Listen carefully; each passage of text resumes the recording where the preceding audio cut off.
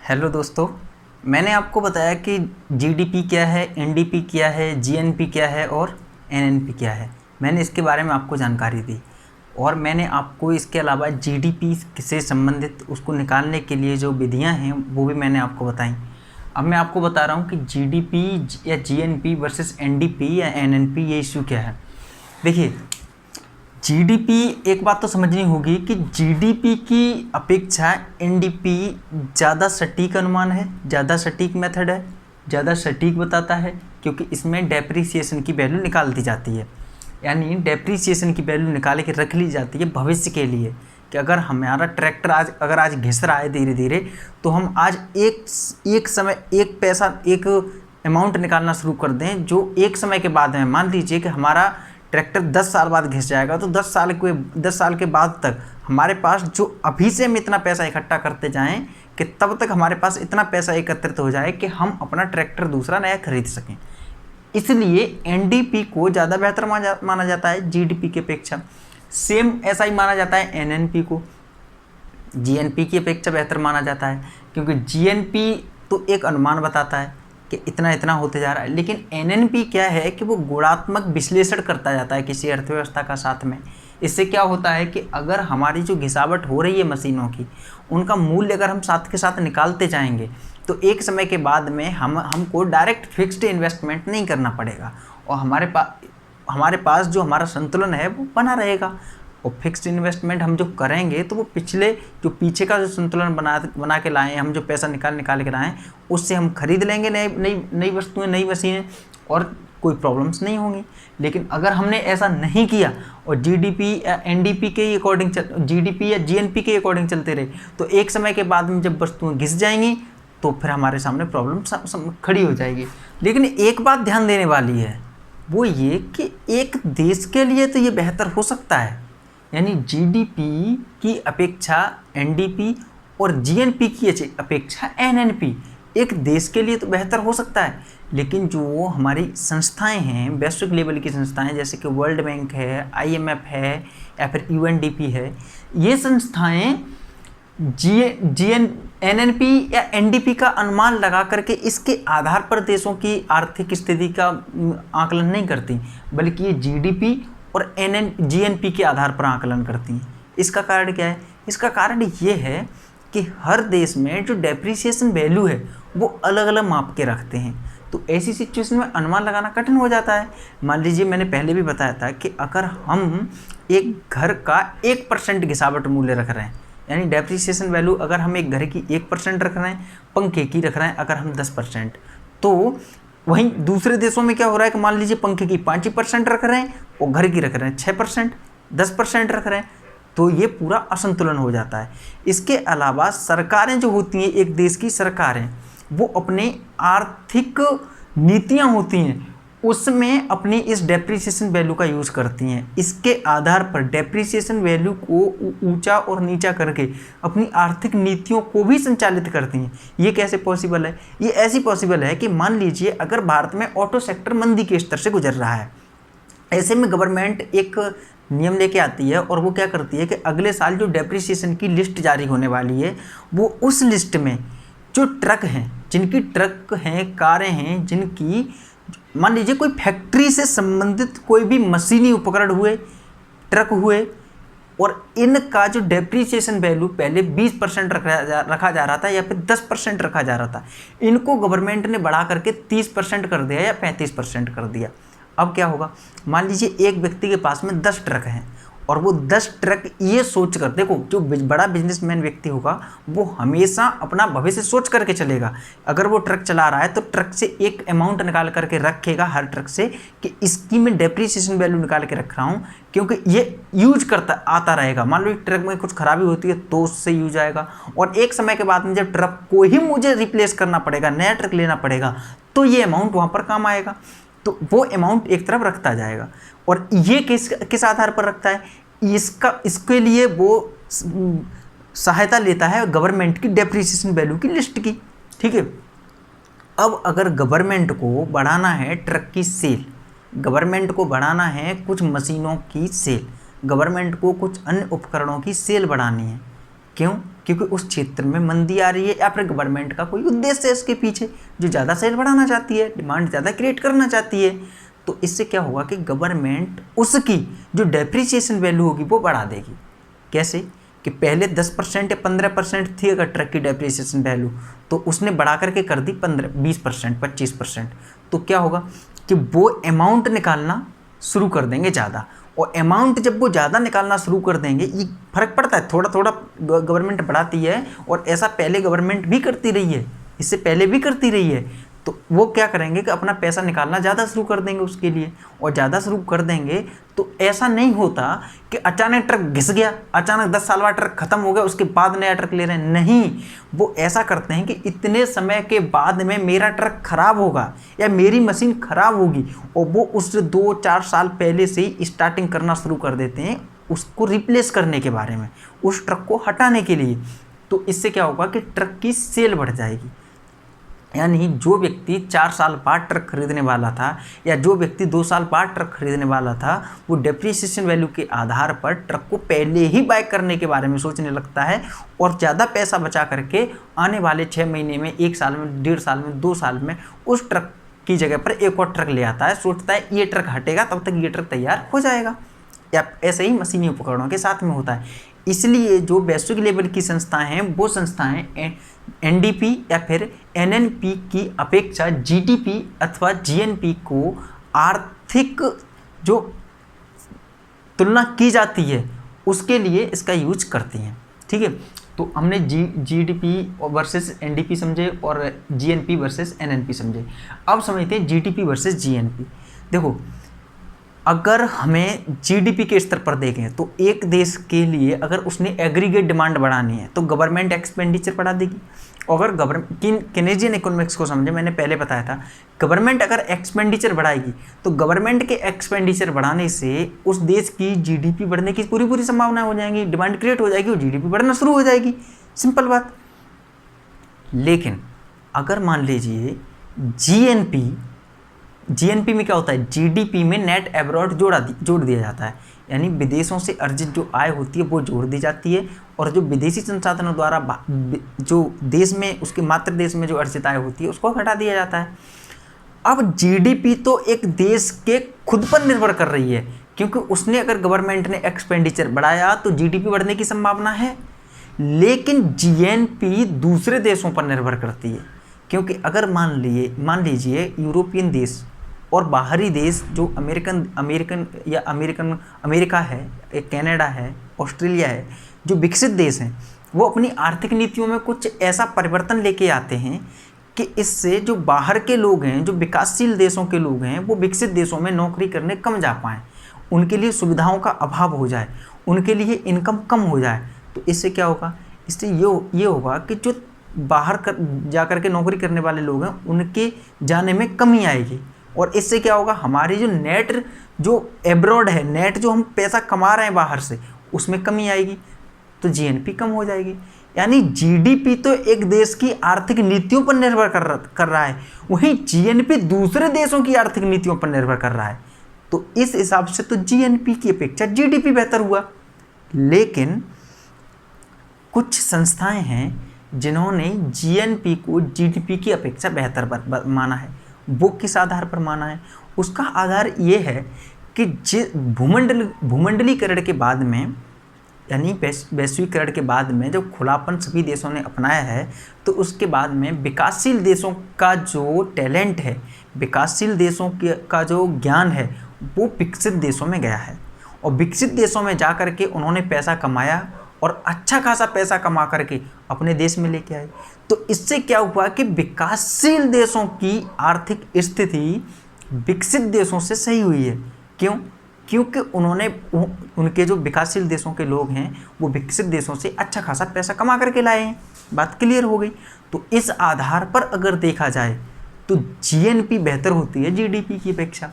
तो मैंने दोनों आधार बता दिए कि जीडीपी के नेगेटिव इफेक्ट क्या हैं और पॉजिटिव इफेक्ट क्या है, वहीं जीएनपी के भी बता दिए कि जीएनपी के नेगेटिव और पॉजिटिव क्या है, और दोनों में कौन सा बेहतर है किस जगह पर, ये भी मैंने बता दिया। अगला पॉइंट समझते हैं ग्रोथ रेट। पहले ये समझते हैं कि ग्रोथ रेट होती क्या है। तो ग्रोथ रेट समझने के लिए ये समझिए कि अगर हमारी जीडीपी है, एक शब्द में समझें तो sustain increase in GDP called growth rate, यानी जीडीपी में दिन ब दिन अगर ग्रोथ होती जा रही है, बढ़ती जा रही है जीडीपी जो बढ़ रही है, तो ये जो इंक्रीज है, ये जो है, ये क्या होगी, ये ग्रोथ रेट होगी।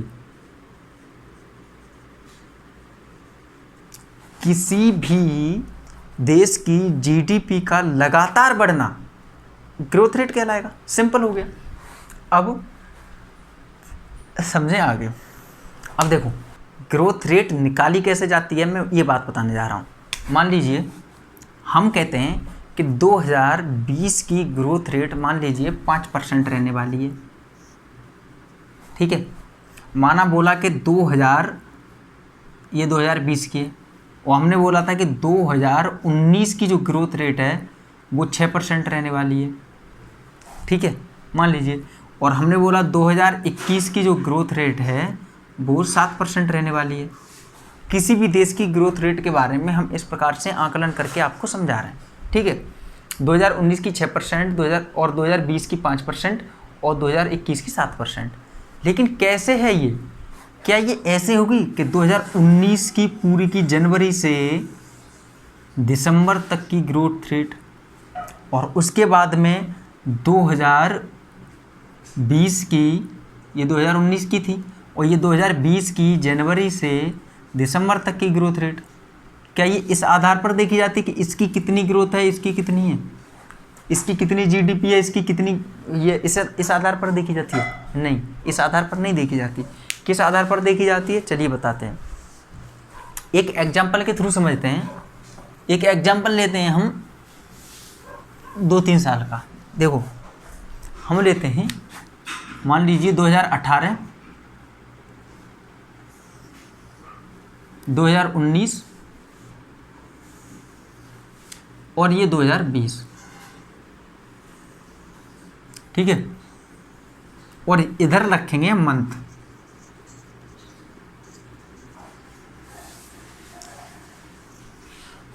हमने मंथ लिया जनवरी। अब हम ये नहीं देखते, ग्रोथ रेट निकालते समय हम ये नहीं देखते कि 2018 की पूरी ग्रोथ रेट क्या है। हम ये देखते हैं कि जनवरी के महीने में जीडीपी क्या थी। मान लीजिए जीडीपी थी 100 रुपये, और सस्टेन इंक्रीज इन जीडीपी, वही तो ग्रोथ रेट है। यानी इससे यहाँ कितनी हुई, पूरी साल की नहीं। अगर देखो एक और बात ध्यान रखने वाली बात है कि जो जीडीपी का अनुमान लगाते हैं वो क्वार्टर के हिसाब से लगाते हैं। जैसे कि जनवरी, फरवरी, मार्च, मान लीजिए जनवरी, फरवरी, मार्च, इन 3 महीने का कोई एक क्वार्टर है, ठीक है। अब हम देखो, हम ऐसा भी लगा सकते हैं कि जनवरी की अगर ग्रोथ रेट 100 रुपये है तो 2019 में जनवरी की कितनी है, वहीं 2020 में जनवरी की कितनी है, हम ऐसे भी लगा सकते हैं। लेकिन अगर हम 3 महीने की देखते हैं कि प्रथम 3 महीने की 2018 में मान लीजिए 100 रुपये है, और 2019 में इन्हीं 3 महीनों की मान लीजिए 110 रुपये है, 110 रुपये है। तो जो 2018 की 100 की अपेक्षा यहाँ 110 है, तो बढ़ी कितनी है, 10% बढ़ गई। तो हम इसको 10% ग्रोथ रेट बोलेंगे। अब मान लीजिए 2020 में 120 हो गई। अब इस 110 से 120 बढ़ने में 10 लगी, 10 बढ़ गई। अब ये जो 110 पर कितने % होगी, ये टोटल क्या हो जाएगी, ये इस साल की ग्रोथ रेट हो जाएगी, ठीक है। तो ग्रोथ रेट कैसे निकलती है ये तो आप क्लियर हो गया होगा, ठीक है। अब इससे आगे समझते हैं पर कैपिटा इनकम के बारे में।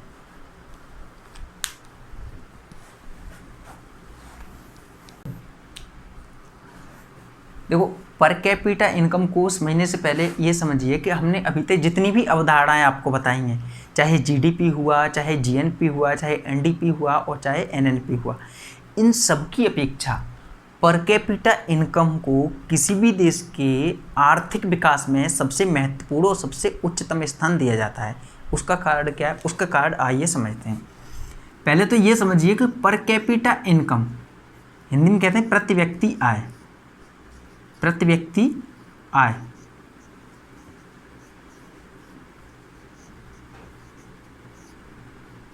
निकलती कैसे है? तो इसका एक सिंपल सा फॉर्मूला है, national income upon population.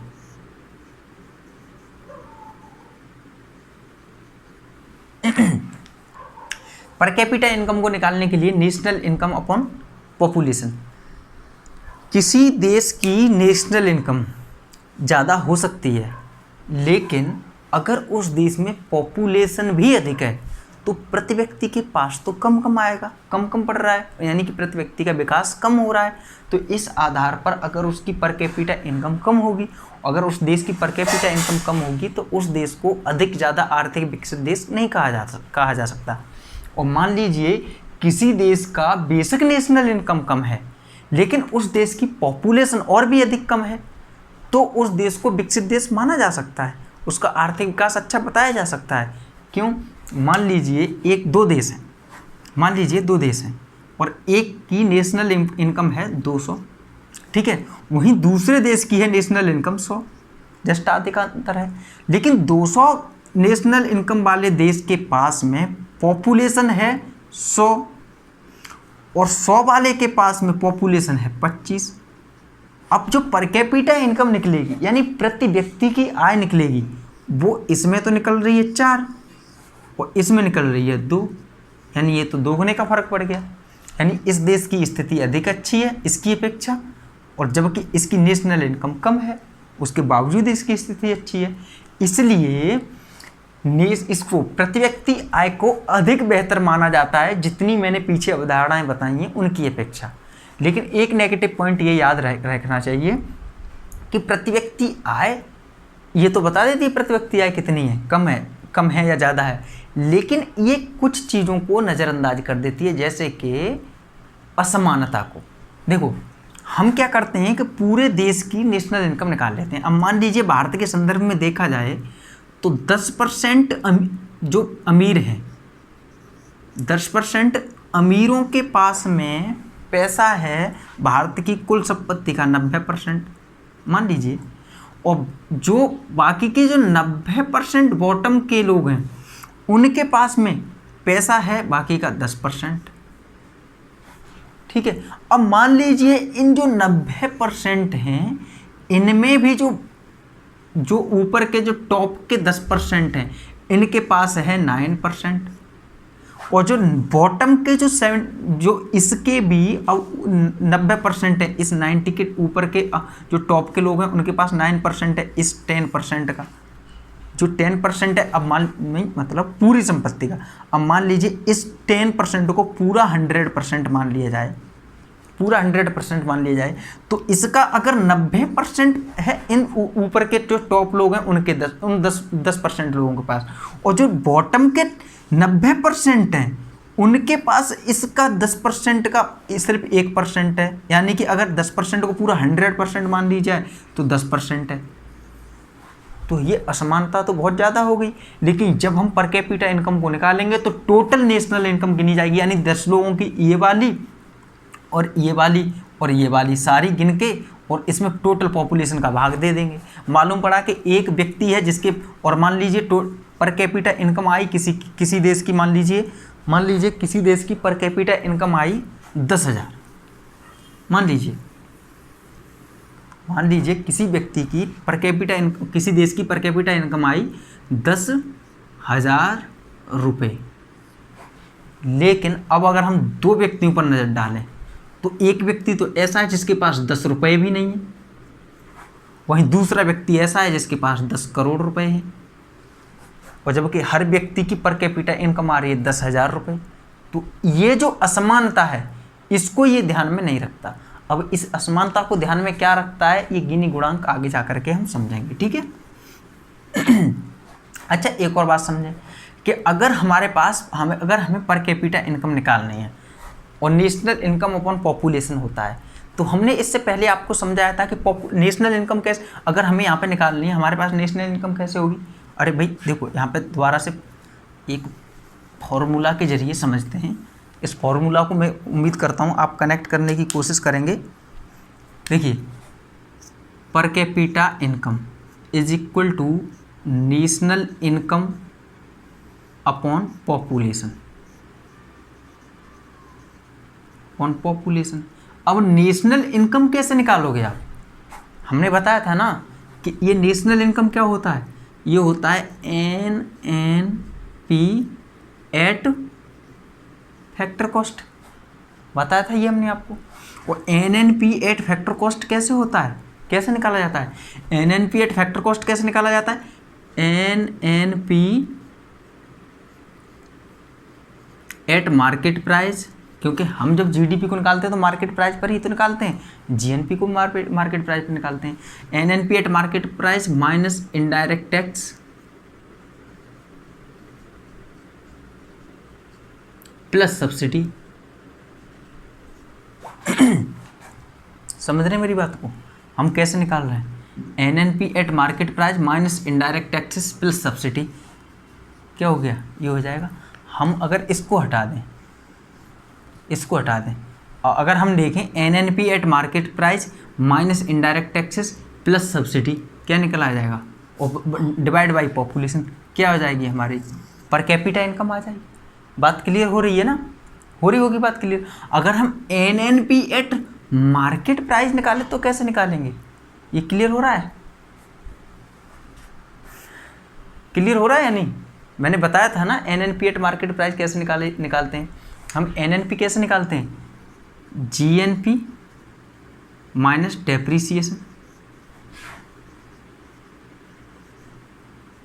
Depreciation, क्या निकल रहा है? NNP निकल रहा है। और GNP को हम तो मार्केट प्राइस पर निकालते हैं, क्यों? क्योंकि हमने GNP कहाँ से निकाल ली है?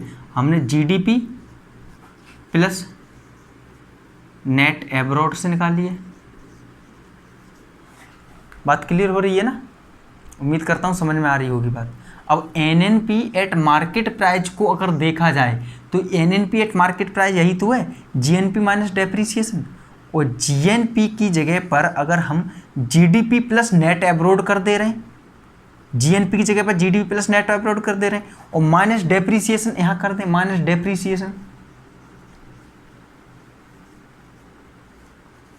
डेप्रीसिएशन यहाँ कर दिया, तो ये क्या आ गया?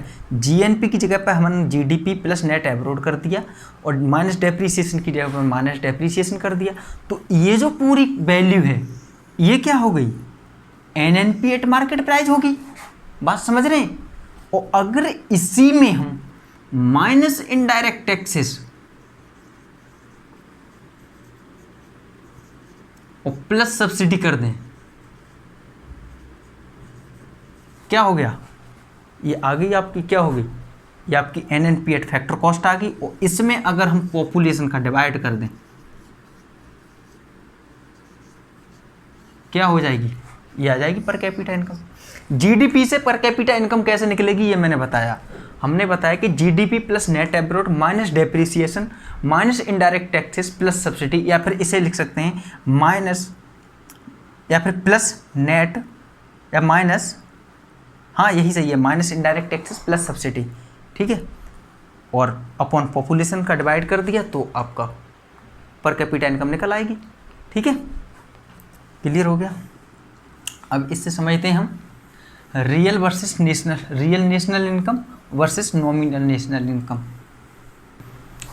Real national income versus nominal national income समझने के लिए पहले एक बात ध्यान रखें। हमने अभी आपको क्या समझाया था? हमने आपको पर कैपिटा इनकम किससे निकालना सिखाया था? GDP से निकालना सिखाया था। यानी GDP से ही हर चीज़ निकाली जा रही है, नेशनल इनकम भी GDP से ही तो निकाली जा रही है। ये तो बात क्लियर है। अब एक बात का ध्यान रखना होगा कि मान लीजिए GDP है हमारी, और GDP क्या है?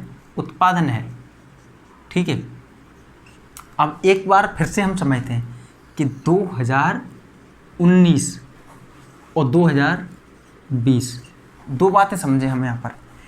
2019 में क्या हुआ कि दो मान लीजिए 20 केजी गेहूं का उत्पादन हुआ, ठीक है। अब मान के चलिए आप कि इस समय 20 केजी गेहूं का उत्पादन हुआ और इसके अलावा कुछ और उत्पादन नहीं हुआ। जीडीपी में पूरी में सिर्फ गेहूं उत्पादन हुआ। अब सिर्फ गेहूं के उत्पादन से आप अनुमान लगा सकते हैं अन्य वस्तुओं के लिए। अब 20 केजी का उत्पादन हुआ और ये गेहूं का जो रेट है वो है 2 रुपये केजी, तो 20 दूनी 40 यानी 40 रुपये की जीडीपी होगी 2019 में। ये तो बात क्लियर हो गई, ठीक है। अब आते हैं 2020 में। और 2020 में क्या हुआ कि जो उत्पादन है वो 20 केजी ही रहा, ठीक है, उत्पादन 20 केजी ही रहा, लेकिन जो इसका रेट है 2 रुपये केजी की जगह पे इसका रेट यहाँ पर पहुँच गया 3 रुपये केजी। क्यों? इन्फ्लेशन, महंगाई के कारण। मान लीजिए 1 रुपया और बढ़ गया, तो अब जो जीडीपी होगी तो 20 गुणा 3 ये 60, यानी कि 2019 की जीडीपी 40 रुपये है और 2020 की जीडीपी 60 रुपये है, जबकि उत्पादन तो 20 ही किलो हुआ है। ये आप बात समझ रहे हैं? यानी 20 किलो के उत्पादन पर ही इन्फ्लेशन सिर्फ हमें कहाँ लेके जा रही है, 40 रुपये जीडीपी बता रही है और एक बार 60 रुपये जीडीपी बता रही है। तो इस चीज़ से हम कैसे बचें, हम रियल ग्रोथ रेट कैसे निकालें? इस चीज़ से निपटने के लिए कुछ बेस ईयर की संकल्पना लाई गई है।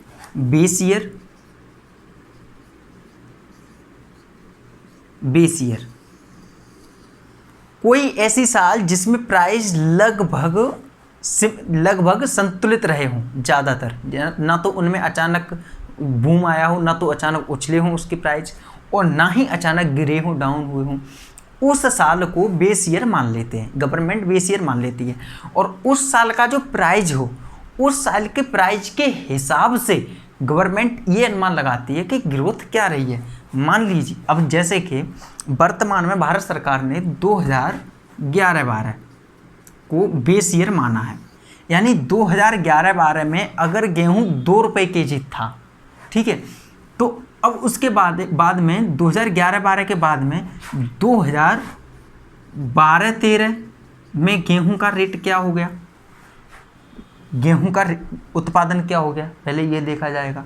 और इसके साथ ही अगर मान लीजिए 2011-12 से 2012-13 में एक कोई रेट आया, मान लीजिए 2011-12 में टोटल गेहूं 40 रुपये का हुआ और 2012-13 में टोटल गेहूं 60 रुपये का हुआ। ये बात क्लियर हो रही है।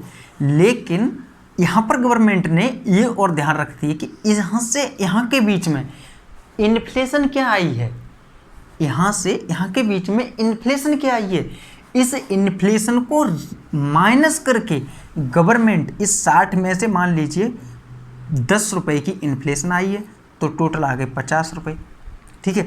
अब इस 50 रुपये पर 40 से बढ़ोतरी हो रही है, 50 की गवर्नमेंट ये मानेगी, और अब ये जो ग्रोथ रेट होगी वो होगी मुख्य ग्रोथ रेट। अब यहाँ से निकाला जाएगा फिर 2013-14 का, यहाँ से फिर 13-14 का, और सेम यही प्रोसेस की जाएगी। और इसी प्रकार करते हुए कहाँ तक गवर्नमेंट जाएगी, 2019-20 और 2020-21। बात समझ में आ रही है? इस तरीके से गवर्नमेंट बढ़ेगी कि ग्रोथ रेट क्या है इस तरीके से निकालेगी। अब मान लीजिए करंट प्राइस पर 2000, अब यहाँ पर हमने देखा था कि 2011-12 में 40 रुपये थी जीडीपी और 2012-13 में ये हो गई थी 60 रुपये, ठीक है। अब 10 रुपये इसमें इन्फ्लेशन के जुड़े थे। अब हम इस इन्फ्लेशन के रेट को ना ध्यान में दें तो सिर्फ 60 रुपये को देखें तो ये क्या हो जाएगी, ये क्या हो जाएगी, ये करंट ईयर करंट प्राइस हो जाएंगे। अब ये करंट प्राइस हो गए, करंट मार्केट प्राइस इन्हें बोला जाएगा। अब हमने समझा कि करंट मार्केट प्राइस क्या होता है। करंट मार्केट प्राइस ये होता है जो इस समय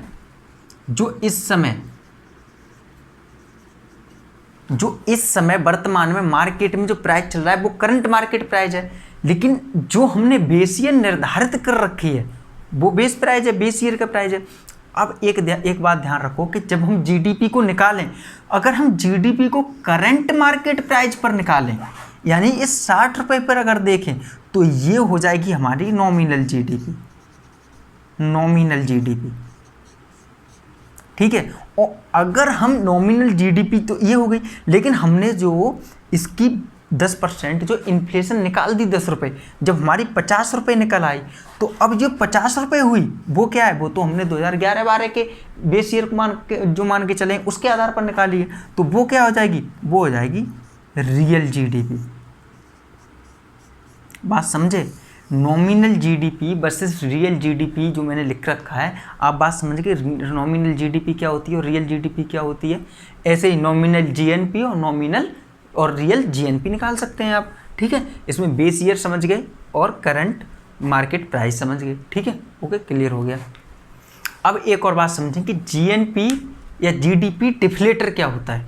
तो देखो, गवर्नमेंट ने जो करंट मार्केट प्राइस था उससे वापस जाने के लिए, यानी कि बेस ईयर के प्राइस पर जाने के लिए जिस चीज़ का सहारा लेती है ना, किस चीज़ का सहारा लेती है, जीएनपी या जीडीपी डिफ्लेटर का सहारा लेती है।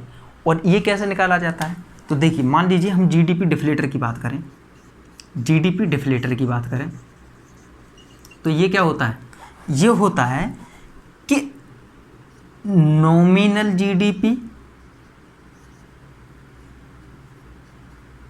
अपॉन